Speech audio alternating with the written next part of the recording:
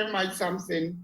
I believe that at this point, I suspect you would agree with me that we do not need more laws. What we need is to strengthen what we already have.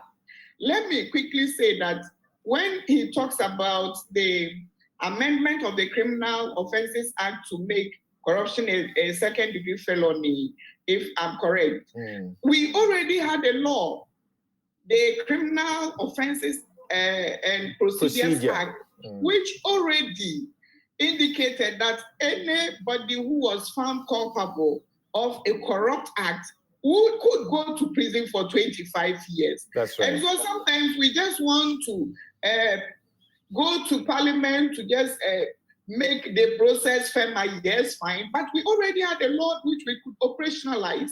And for me, I thought it wasn't one of the critical things we needed to do because we already had a law to cover that. Again, with the Witness Protection Act that we passed, we have a whistleblower legislation that we are working with, which is not too effective as we speak. If you go to the institutions that are supposed to be receiving complaints and working on them, they will tell you that on an annual basis, we do not even receive 10 complaints, let alone to talk about pursuing dates. In the whistleblower legislation, we have a compensation mechanism which has never been activated. These are some of the things we should be pursuing. Because the fund has not been set up. Exactly. And the Attorney General has the mandate to implement this law, and the fund is supposed to be set up by him to be run.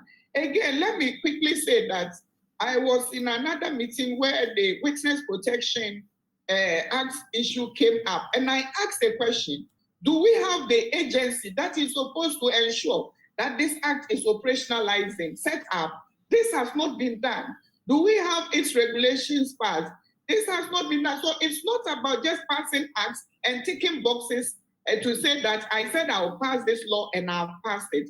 It's about actualizing the law and ensuring that it operates. And if we do not put in place the mechanisms and architecture to ensure that these laws are working, then we will be shooting ourselves in the foot.